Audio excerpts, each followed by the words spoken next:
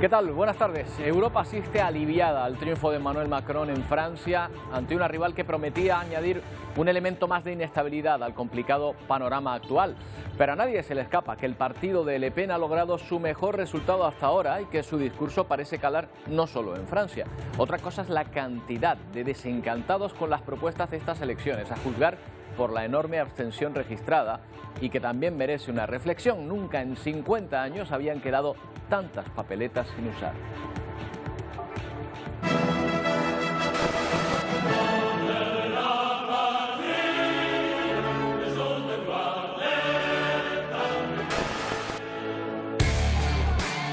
El triunfo de Macron es inapelable. Con su discurso transversal, en el que mismo se excluye de ser de derechas o de izquierdas, ha conseguido revalidar su presidencia y con solo 44 años.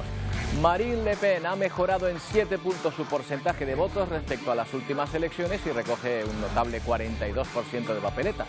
Quedará por ver quién se quedará con el trofeo del cargo de primer ministro en las legislativas de junio, en unas elecciones en las que la candidatura más izquierdista tiene también muchas posibilidades.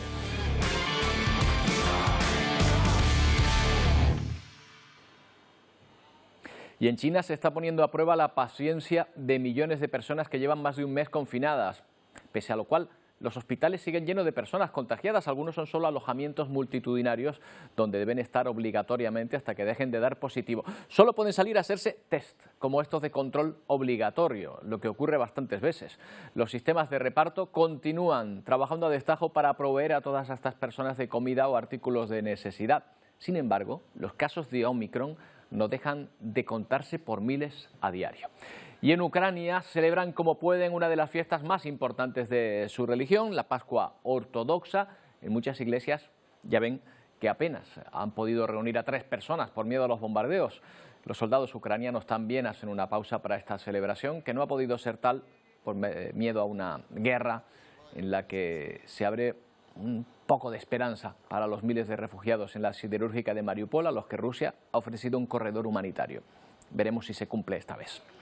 Pero lo primero hoy es desentrañar el mapa electoral que nos dejan las elecciones francesas, en las que Emmanuel Macron ha ganado con holgura.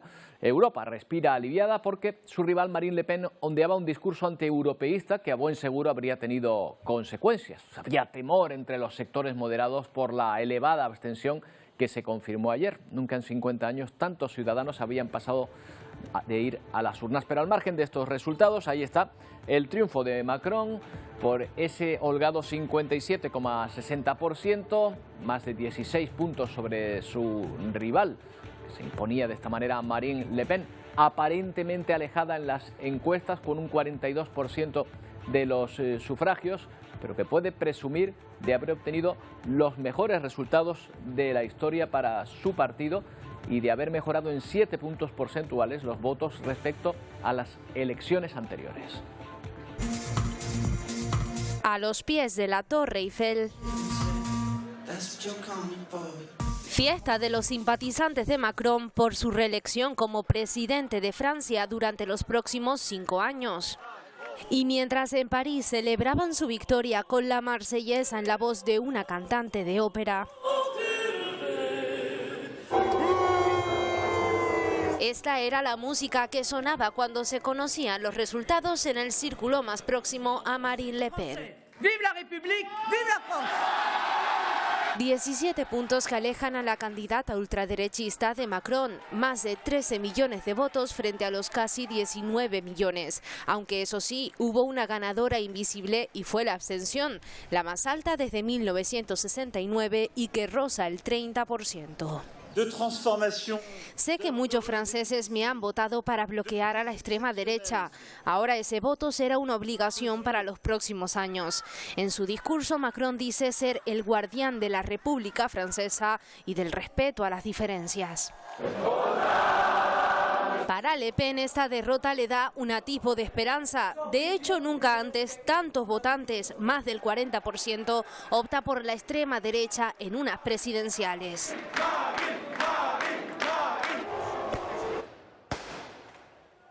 No todos han recibido con calma el triunfo de Macron. En París y Lyon, cientos de manifestantes tomaron las calles en protesta contra la victoria del actual presidente.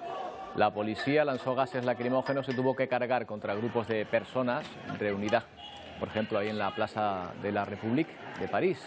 Previamente, en la capital, la policía trató de dispersar una multitud de manifestantes, en su mayoría jóvenes, que se habían reunido en el céntrico barrio de Châtelet. Ya ven que no siempre se vota a gusto de todos.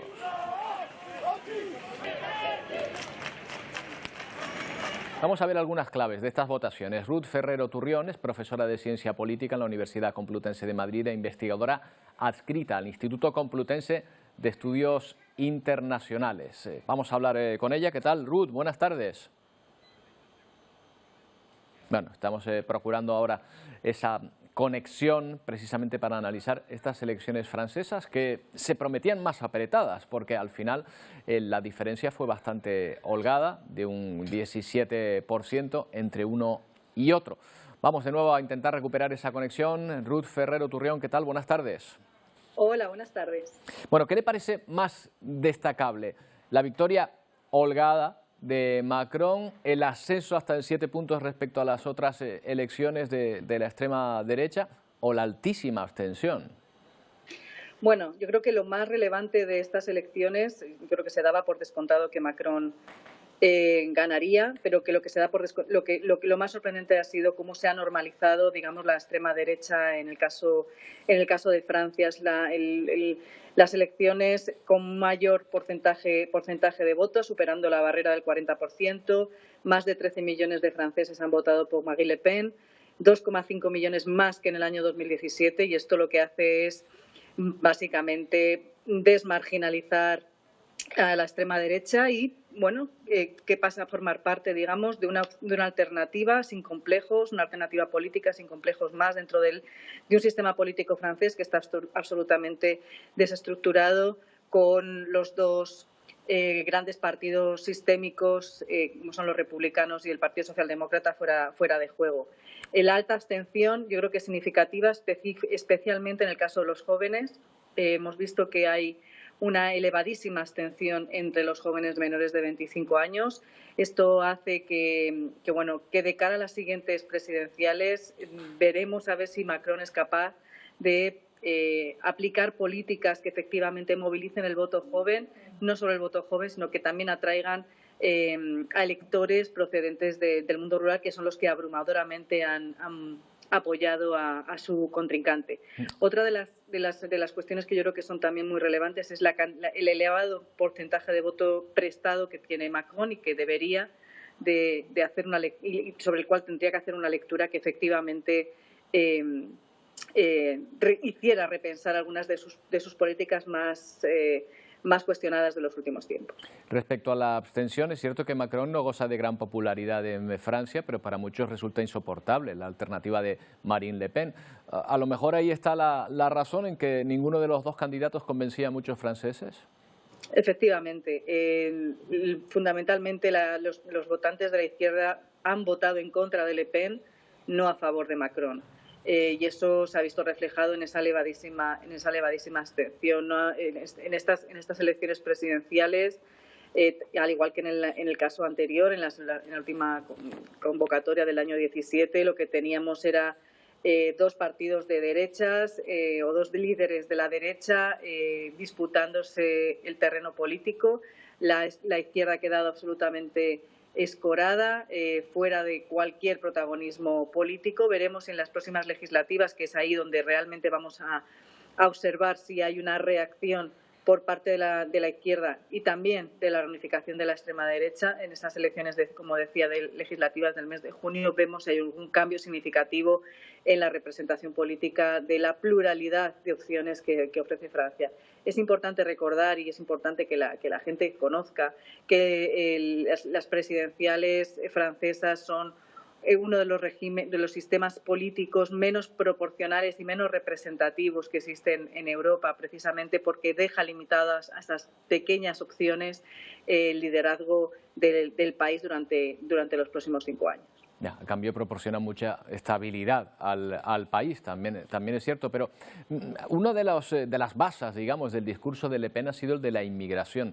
¿Qué ocurre en Francia para que no consigan integrar a todas esas minorías, que por otro lado son cada vez mayores, O si le parece, lo planteamos de otra manera. ¿Por qué esas minorías no encuentran el espacio para integrarse dentro del sistema? Bueno, yo creo que las políticas migratorias, precisamente en el tema de las políticas migratorias, no hay demasiadas diferencias entre Macron y Le Pen.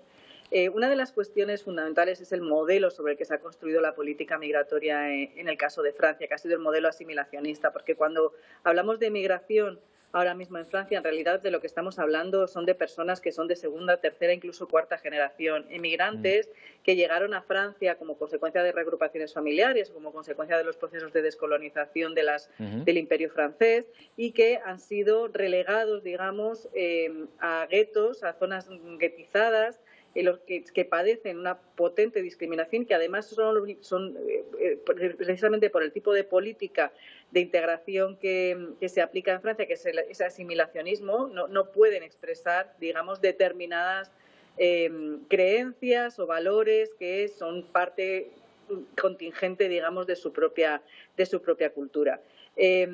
No ha habido un esfuerzo por parte de la sociedad francesa también de adaptarse a esas personas que llegaban y que no se corresponden, digamos, con el match de francés clásico, puesto que obviamente vienen de otras latitudes, ¿no? La política asimilacionista francesa ha dado muchos problemas, sigue dando muchos problemas en el marco de la cohesión social de Francia. Y el problema está en que no hay ningún político que ponga en marcha, digamos, alternativas discursivas y políticas públicas alternativas a ese modelo asimilacionista que es el que ha sido predominante en Francia desde hace ya muchos años.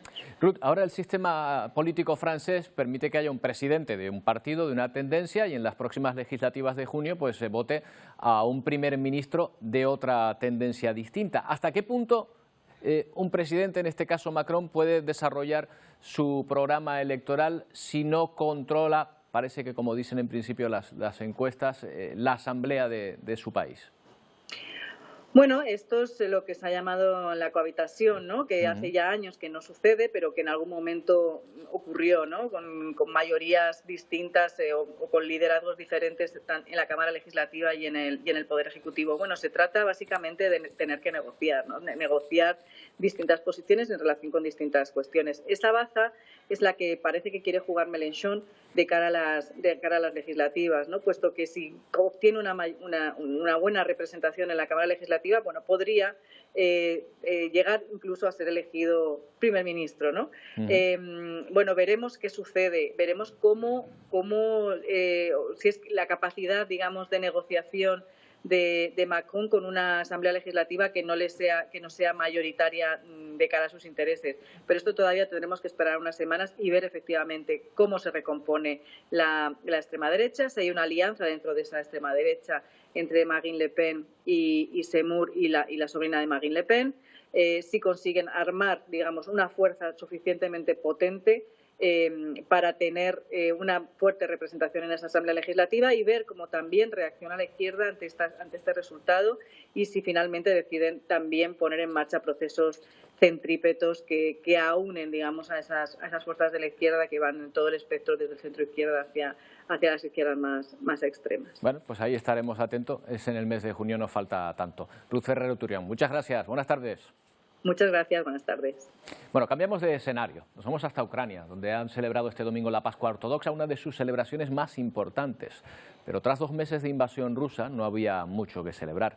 Los ucranianos han tratado de mantener la tradición a pesar de los bombardeos, y eso a pesar de que muchos templos han quedado dañados o destruidos en estos 2 meses de guerra. Domingo de Pascua para la Iglesia Ortodoxa. La Santísima Trinidad de Mariupol acoge la Santa Misa en un templo donde son visibles las huellas de los ataques rusos. Dentro de la iglesia solo hubo un impacto directo en la pared junto al coro. El resto de ellos cayeron en el patio, cuenta el sacerdote. Tras la homilía, los fieles son bendecidos. Gracias a Dios hemos llegado a la Semana Santa. Confío en Dios y espero la paz, una vida mejor para mis niños, reza Valentina, madre de 3 hijos. Un día en el que no ha habido tregua por parte de las tropas de Putin. La artillería rusa ha seguido castigando la acería de Azovstal. Al este del país, en una de las zonas más bombardeadas de Kharkov, los ucranianos también celebran el domingo de Pascua ortodoxo en iglesias rodeadas de devastación. La ofensiva rusa sí ha dado un respiro este domingo en este enclave. Para ser honesta, es sospechoso porque este silencio es aterrador, reconoce Natalia. Muy cerca de este punto, en Kramatorsk, la casi completa evacuación de la población deja esta imagen. Solo 3 feligreses acompañan al sacerdote en este día. Sin dejar de lado sus obligaciones, los soldados ucranianos también cumplen con la tradición allá donde se encuentren. La bendición viene en este caso del capellán del ejército. Oración y lágrimas en la Catedral Volodymyr en el centro de Kiev, donde también se han congregado cientos de fieles. Gracias a Dios que tenemos un presidente así, con un ejército que nos defiende y posibilita que hoy podamos venir a cumplir con nuestra tradición, agradece Irina. Zelensky ha lanzado un mensaje de ánimo a sus compatriotas desde la Catedral de Santa Sofía de Kiev. La luz vencerá a la oscuridad, ha dicho. El presidente ucraniano se reunía este domingo en la capital con los secretarios de Estado y Defensa de Estados Unidos. Blinken promete más ayuda militar y el retorno de la diplomacia a Ucrania. Y una auténtica tragedia nos lleva hasta Nigeria, donde su presidente ha calificado lo ocurrido este fin de semana de catástrofe nacional.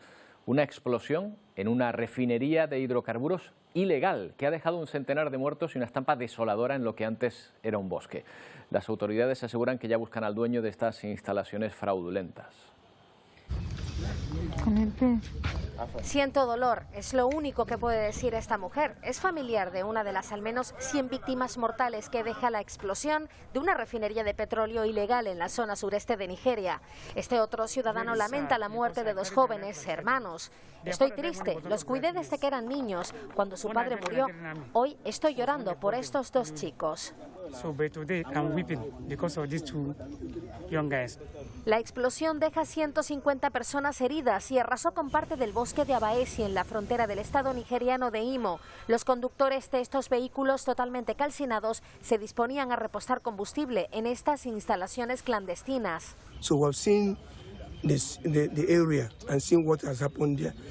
Hemos visto la zona, el lugar está lleno de cadáveres. En estos momentos estamos trabajando para evitar que este tipo de cosas vuelvan a suceder.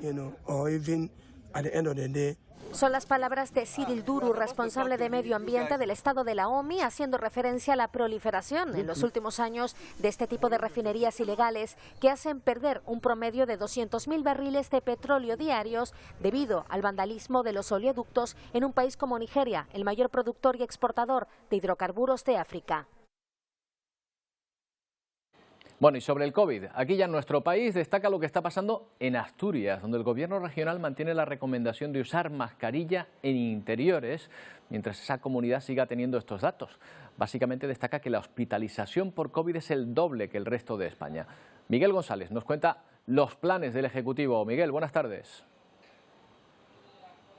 Hoy en Asturias se pone en marcha el sistema de vigilancia de infecciones respiratorias agudas. Es un mecanismo novedoso que trata de detectar nuevas variantes de la COVID o incluso nuevos virus. En un primer momento se van a recoger datos en atención primaria y después una serie de muestras de esos pacientes a través de la red de médicos Centinela que serán analizados en el Hospital Universitario Central de Asturias. Se espera que este sistema esté en pleno funcionamiento, a pleno rendimiento en un mes y medio. Ahora mismo en Asturias hay 374 personas hospitalizadas por COVID, un ritmo de hospitalización que va creciendo. Son exactamente 41 personas más que en el último recuento. Ha crecido de hecho un 50%, situando a Asturias en el nivel de alerta alto por COVID. Pero no perdamos el ojo a las cifras, porque Sanidad sigue en alerta por la nueva variante que parece extenderse poco a poco en nuestro país. La Organización Mundial de la Salud alerta de que es necesario seguir monitoreándola, siguiéndola para conocer sus consecuencias, pero por el momento no está demostrando ser más peligrosa. Sí parece, Miguel, ser más contagiosa aún que Omicron. Sí, es la denominada subvariante XE. Es una recombinación de la variante Omicron y la subvariante sigilosa o silenciosa. Por el momento sabemos que es mucho más contagiosa, es decir, mucho más transmisible, pero menos grave. La Organización Mundial de la Salud asegura que se han detectado 600 casos en el Reino Unido y suponen un 10% de las nuevas infecciones. La Consejería de Sanidad del Gobierno de Canarias ha asegurado que ya se han detectado los primeros 4 casos en las islas. 3 de ellos son jóvenes y uno mayor de 65 años. Ninguno de ellos, Roberto, ha necesitado ingreso hospitalario. En el plano internacional, todas las miradas siguen puestas en Shanghái. La ciudad china sigue en confinamiento, en una cuarentena que ahora parece un tanto caótica. Es el epicentro de las infecciones ahora mismo a nivel mundial. Miguel, cuando parece que en el resto del planeta se mantiene la tendencia a la baja. Sí, parece que mientras que el mundo comienza a flexibilizar esas medidas y la Organización Mundial de la Salud asegura que en la última semana los contagios cayeron un 24% a nivel mundial y un 12% bajaron los fallecimientos a nivel mundial. Por cierto, es la cifra más baja de fallecidos desde marzo de 2020. En cambio, en Asia, en países como Corea o China y en especial en Shanghái, están viviendo uno de los peores brotes desde el inicio de la pandemia. Brotes que ha obligado a confinar y a mantener ese confinamiento de más de 26 millones de personas durante más de mes y medio.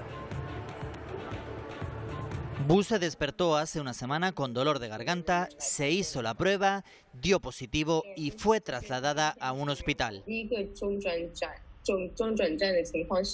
La situación en la primera instalación era caótica y con condiciones muy malas, denuncia la joven. Después fue trasladada a viviendas prefabricadas donde se le asignó un número y, según dice, la trataron como a una presa. Shanghái reportó cerca de 20.000 infecciones y 39 fallecidos en la última jornada. En cambio, poco a poco los comercios vuelven a reabrir para atender a la gran demanda de compras a domicilio.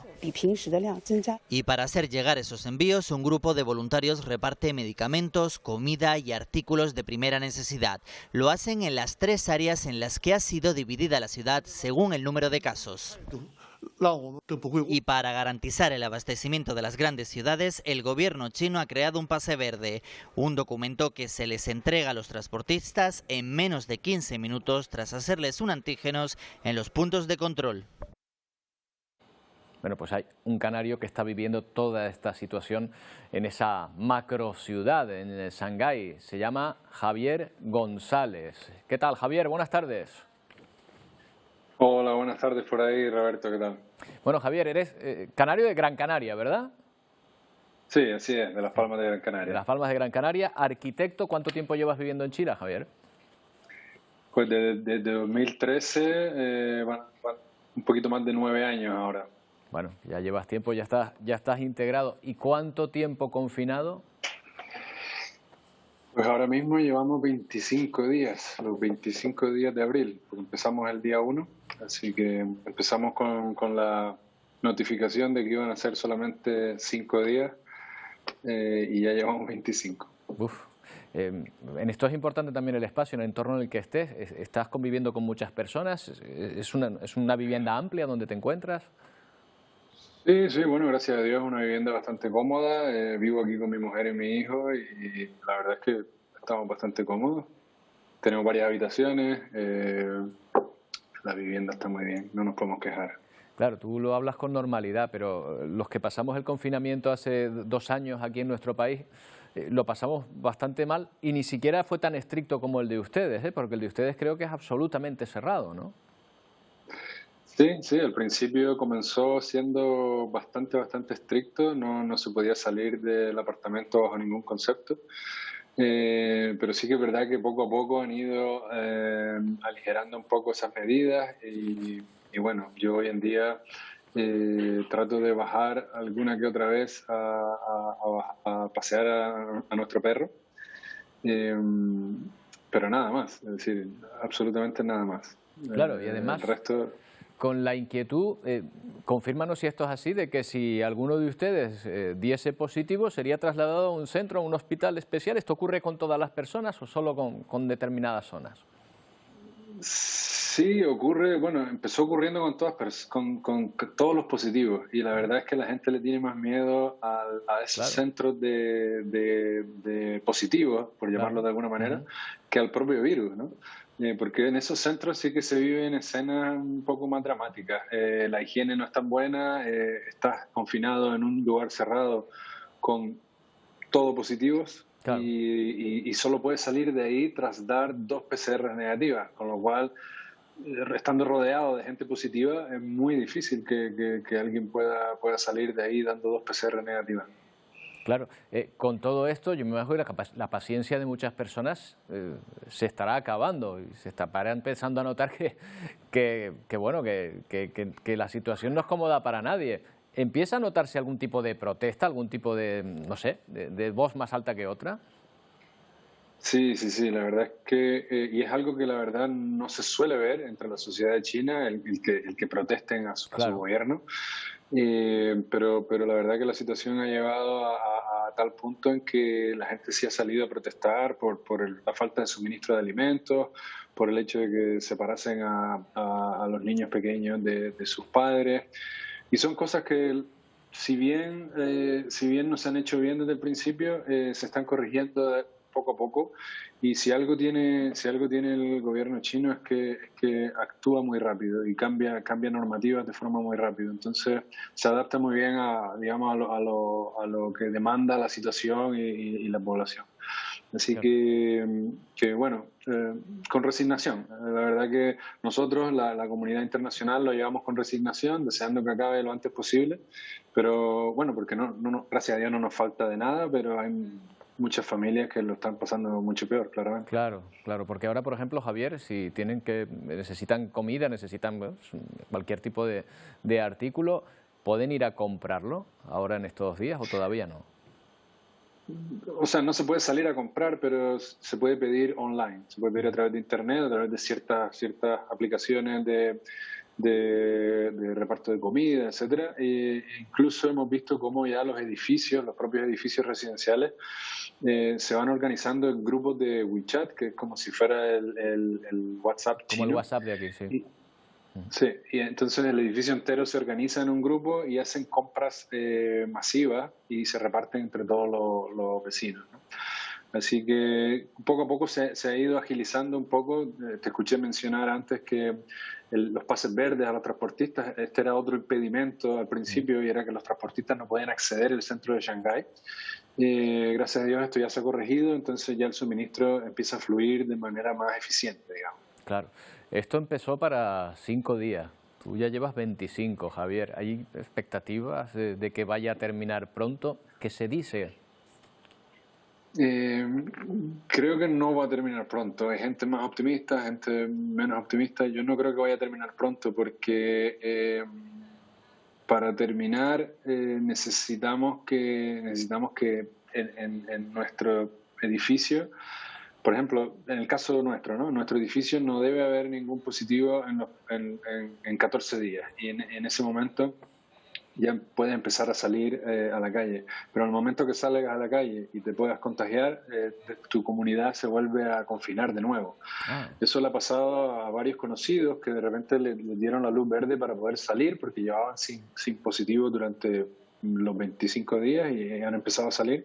Y al momento que han empezado a salir, algunos se han contagiado y los han tenido que confinar de nuevo. Entonces, es difícil atisbar cuándo realmente Shanghái va a anunciar que se ha superado esta crisis y que podemos salir todos y retomar nuestras vidas.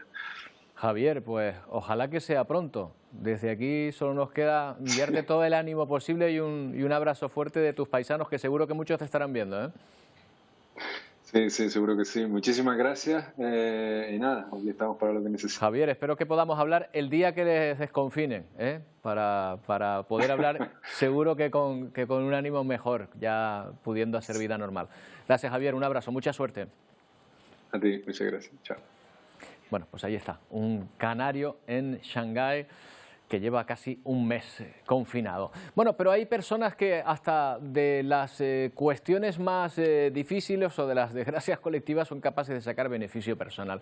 Miren ahí a Alberto Luceño y Luis Medina, que han acudido a declarar como investigados en un juzgado de Madrid por haber estafado supuestamente al ayuntamiento de esa ciudad en la compra de material sanitario al inicio de la pandemia y haberse embolsado más de 5 millones de euros en comisiones. Las comisiones no son ilegales, lo que sí podría ser ilegal es que hubiesen ocultado el precio real de las mascarillas al ayuntamiento. Es la primera vez que Luceño y Medina declaran en sede judicial tras comparecer hace ya un año ante la Fiscalía de Corrupción, que lleva investigando su actuación desde noviembre de 2020, que fue quien interpuso la querella que ha dado lugar a este procedimiento. El alcalde de Madrid ha vuelto a defender su inocencia. No temo absolutamente nada, porque quien no ha hecho nada no teme nada. Y por tanto, como además ya se ha acreditado en la investigación realizada por la Fiscalía durante 17 meses, insisto, durante 17 meses, no hay ningún tipo de responsabilidad. También en nuestro país es noticia la defensa del propietario de una vivienda cuando intentaban ocupar su casa. ¿Pero de qué vas, tío? ¿De qué vas? ¿De qué vas, tío? Bueno, el señor de la camisa blanca es el dueño de la finca, lleva un hacha para expulsar a los ocupas que han entrado en ella, es en Gerona.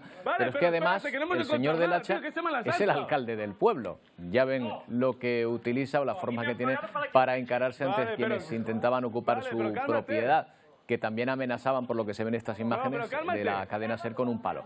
Este domingo el alcalde ha insistido en que siempre actuó en defensa propia. ¡Para, tío! Por favor, tío. 3 días de vacaciones, 3-4 días, y me comunicaron de que habían ocupado pues una casa de mi propiedad, ¿no? Solicité a la policía pues que me acompañase pues a comprobar que ya habían salido los ocupas. Al día siguiente pues yo pues fui a la casa y pues me encontré pues un perro muy grande, una señora que me increpaba y 2 chicos jóvenes. Me vi pues atacado. Y bueno, tenía la furgoneta allí, lo primero que encontré pues es un hacha y no pasó nada más, sino que un intercambio de palabras y me fui. Fue una situación muy violenta, que como he dicho pues sufrí por mi integridad y que pido disculpas. Bueno, y otro problema de salud muy inquietante del que no perdemos la vista. La Organización Mundial de la Salud ha informado del aumento de casos de esa nueva hepatitis aguda desconocida entre los niños y que ya ha sido detectada en 12 países. Además, se ha notificado el fallecimiento de un menor, aunque por el momento se desconoce el país de esa primera víctima mortal. España se sitúa como el segundo con mayor número de pacientes.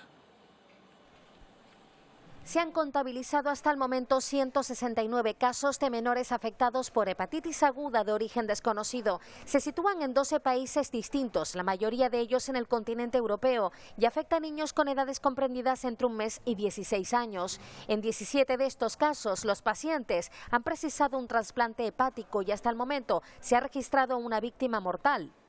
Es el Reino Unido el primer país en notificar el incremento en el número de casos por esta afección. Le sigue de cerca nuestro país con 13 pacientes. Damos datos, hacemos un seguimiento permanente y hay que verlo. Gracias.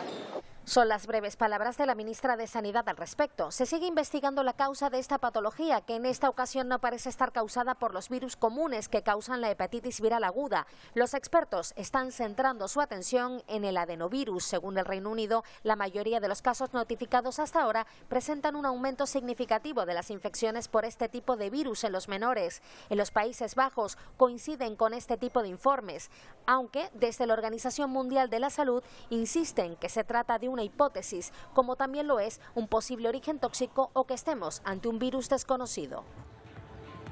En resumen, aún no saben qué provoca esa hepatitis que parece extenderse, por suerte, todavía en un número muy pequeño. Unos minutos para la publicidad y volvemos.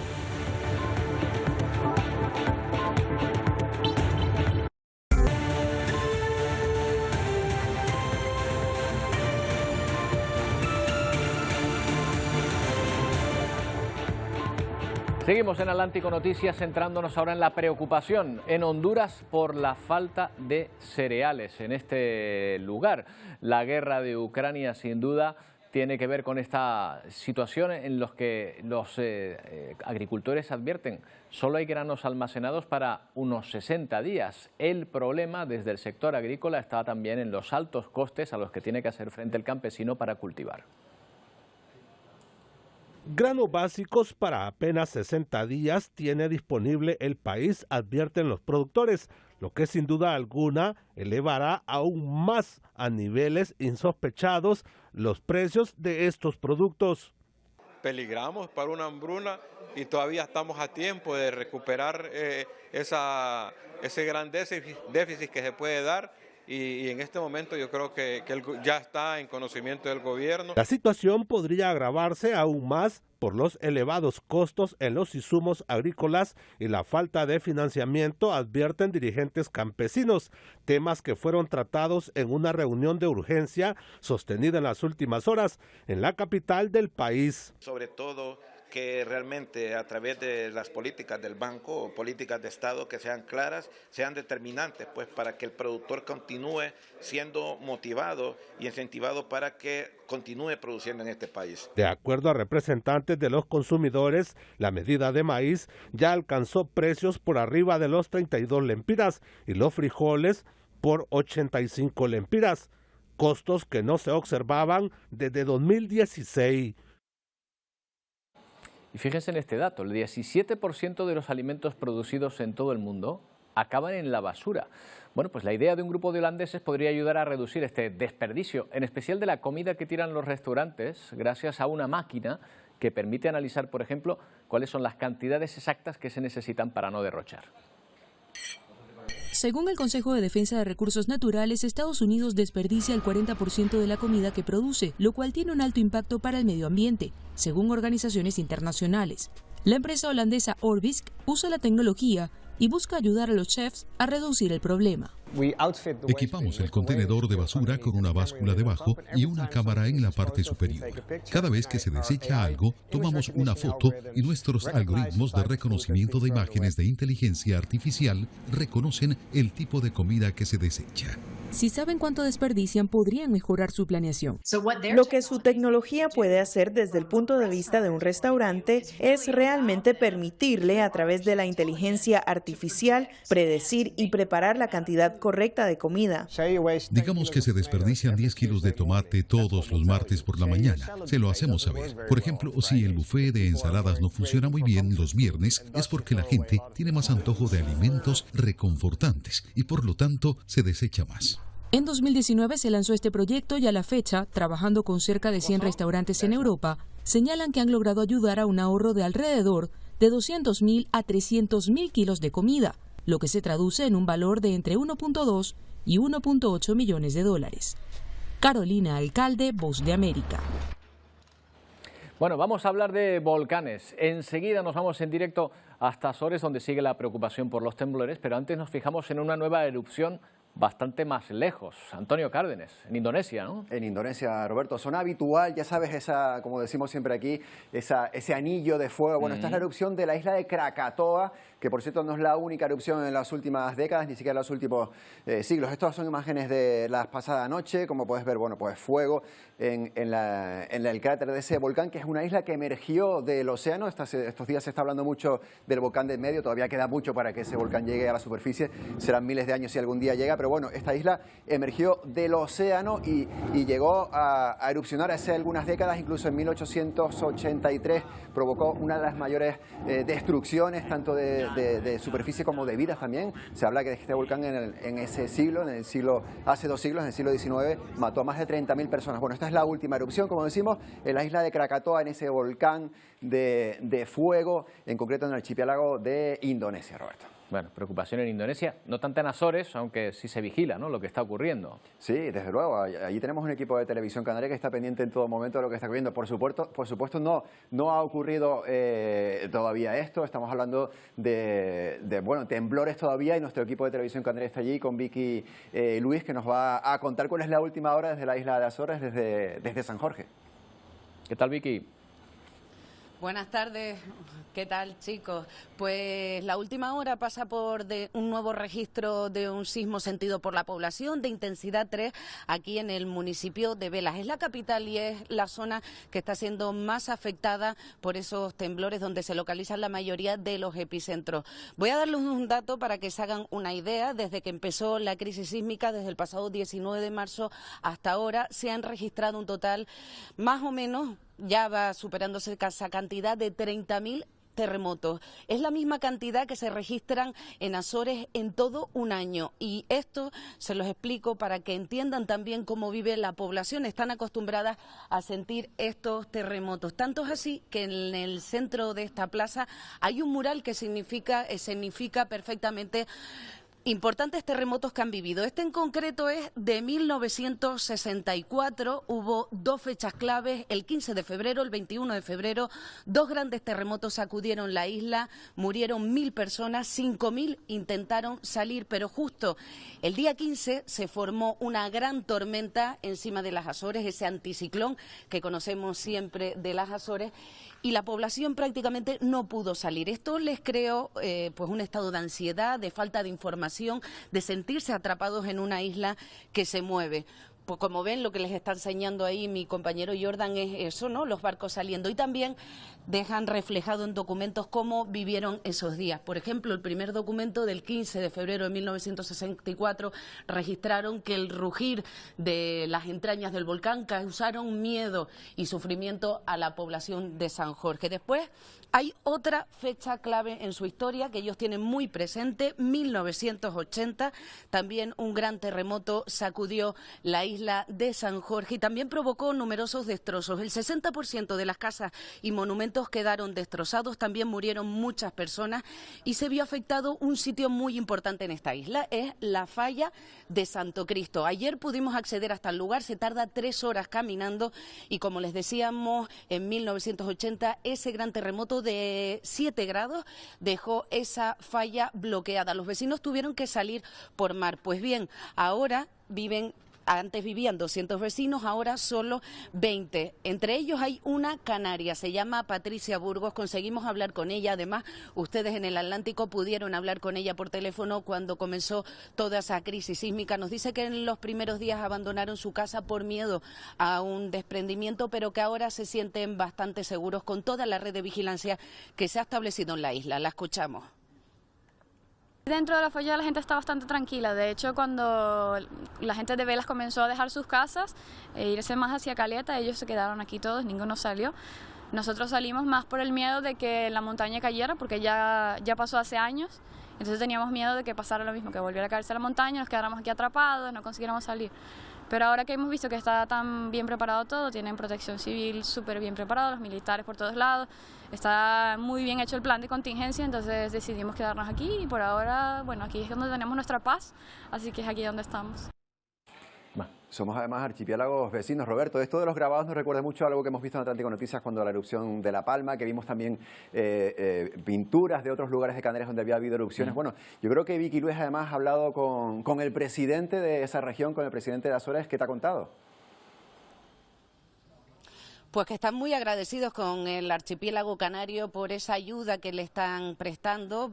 Científicos portugueses acudieron hasta La Palma cuando se produjo la erupción, pues bien, ahora ese favor lo devuelven. Viene el Involcán también a trabajar con ellos. Llevan 2 semanas trabajando sobre el terreno de Azores. Nos decían eso, que están muy agradecidos. Pudimos hablar con él, con José Manuel Boleiro, y esto nos contaba. En la isla de San Jorge continúa reinando la incertidumbre ante la posibilidad de una erupción volcánica. El presidente de Azores habla de un proceso completamente natural e incierto que genera incluso preocupación entre los vecinos. E de ansiedade. As populações perante fenómeno da natureza tan devastador. José Manuel Boleiro explica, de ahí la importancia que tiene para las autoridades públicas estar al lado de los investigadores. Por ello utilizan datos científicos que les ayudan a determinar cuáles son los próximos pasos. Información y datos que, recordamos, se recaban en conjunto con el Instituto Volcanológico de Canarias. Bom, a colaboração que tivemos com o Involcante foi uma colaboração muito boa e... Estamos muy agradecidos con su ayuda, expresa Rui Márquez, uno de los miembros de CIVISA, el Centro de Observación Sismovolcánica de Azores. Recuerda su participación en las labores de monitoreo de gases en la erupción de La Palma, misma labor que hoy desempeña Involcan en Azores. Asimismo lo define como una labor tremendamente complicada que requiere de la eficacia de un buen equipo humano. En cuanto al proceso volcánico, O alerta volcânico V4. se mantiene el nivel 4 de alerta volcánica, al igual que se mantiene la posibilidad de que nazca un nuevo volcán.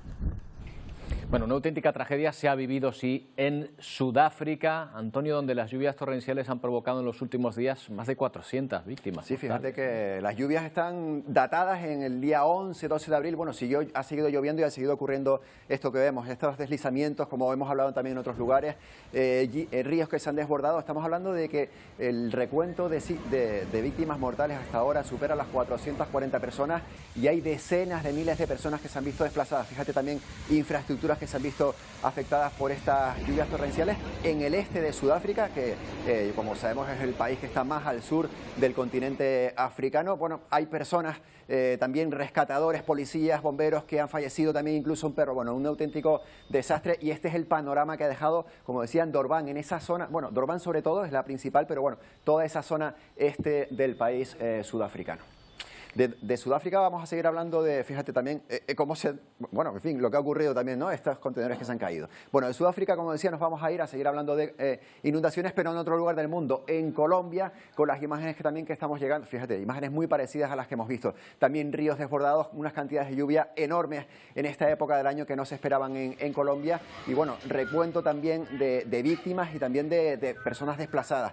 Por suerte estamos viendo ya esas imágenes después de lo que ha ocurrido, con bueno, pues estos destrozos y ríos que también, como decía, se han desbordado. Mucha lluvia en Sudáfrica, mucha lluvia en Colombia, pero muy poca lluvia en otro país también latinoamericano como es Bolivia, donde están sufriendo un episodio de sequía histórico, Roberto, que ha dejado esto que estamos viendo.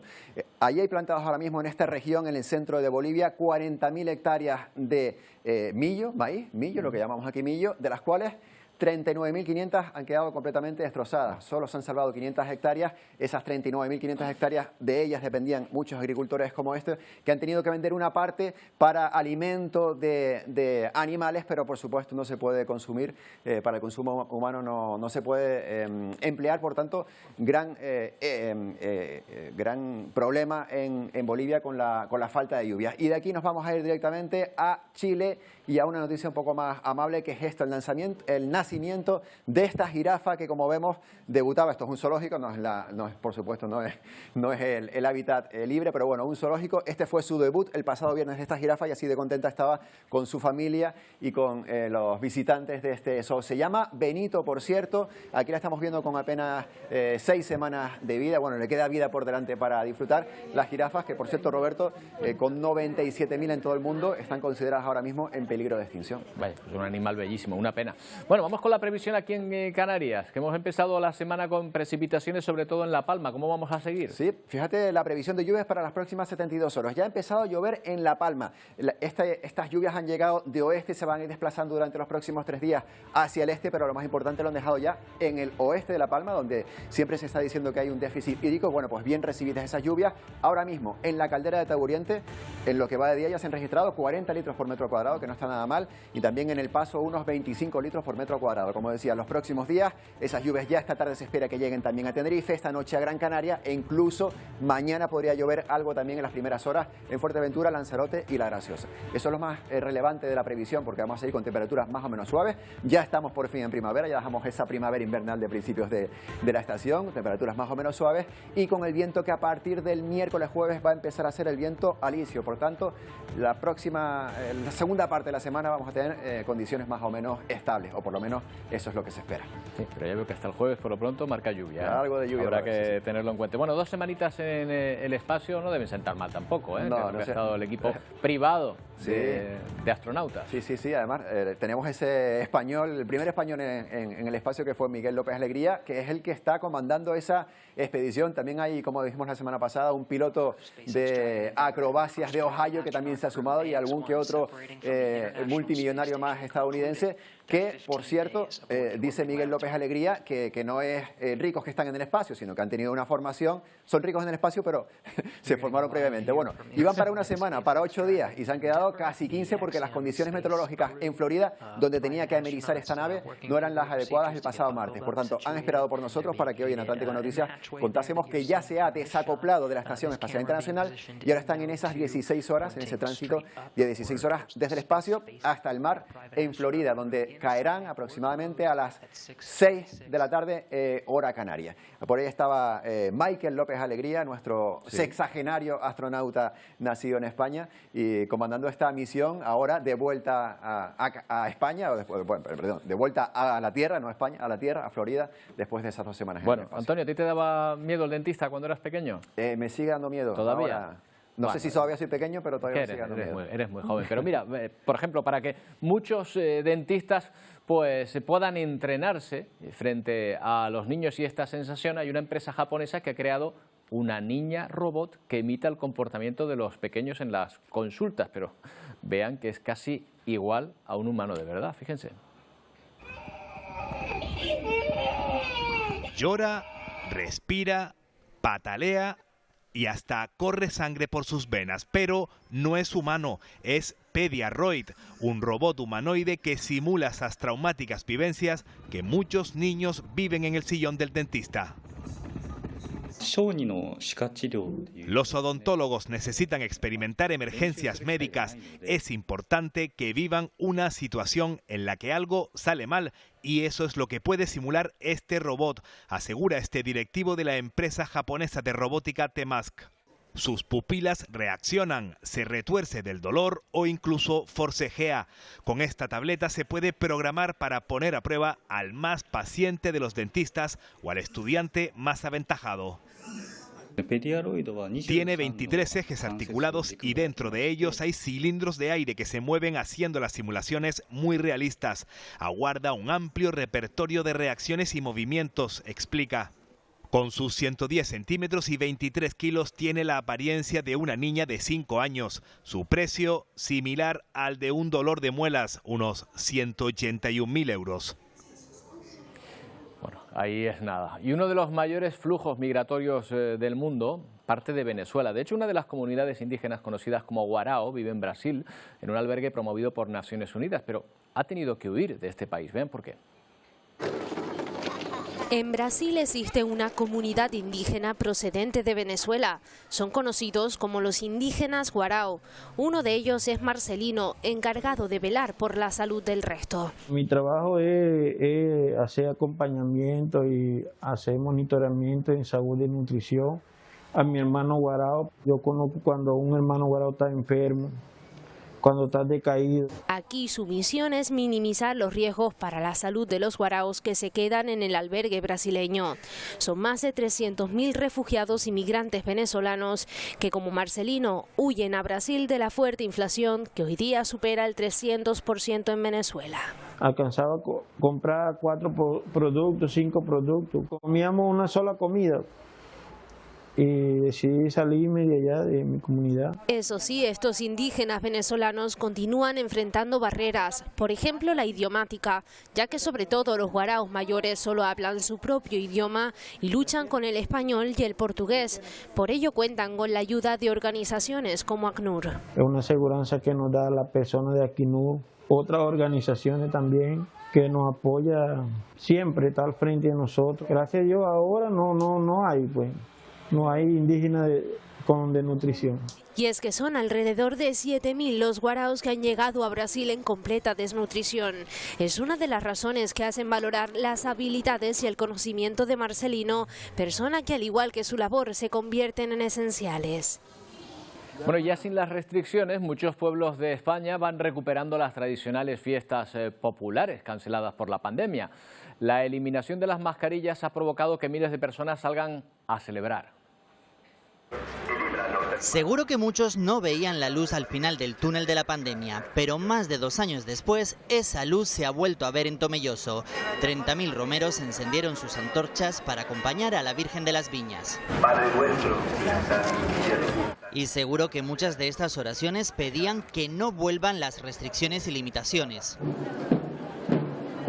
Tras asegurarse que podían entrar en la ciudad sin pasaporte vacunal y sin presentar PCR negativa, los moros y cristianos han vuelto a entrar en Alcoy después de 3 años. Los han recibido más de 15.000 personas que han disfrutado de música y baile en plena calle. Y aunque parecía que a este cerdo no le llegaba su San Martín, en Lalín han decidido hacer el típico cocido invernal en plena primavera, un acto que se celebra el domingo después del miércoles de ceniza, que tuvo que ser cancelado por Omicron. Con cocido no sé si lo celebraron en Sevilla, pero sin mascarilla y sin distancia social. Miles de béticos han llenado las calles de la capital hispalense para celebrar la tercera Copa del Rey que consiguió su equipo este sábado. Paso a paso parece que España vuelva a recobrar la normalidad, como en Madrid, donde más de 30.000 corredores participaron en la maratón de la capital. Así que ya ven, preparen sus agendas y sincronicen los relojes porque se avecina una maratón de fiestas este verano. Pero ojo, que no es nuestro país el único que se reencuentra con sus fiestas.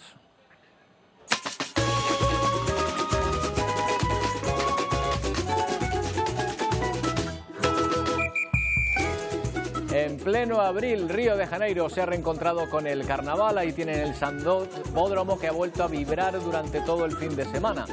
Luego la competición entre escuelas de samba tras 2 años de parón por el COVID. Con estas imágenes les dejamos con Telenoticias 1. Nosotros volvemos mañana. ¡Feliz día!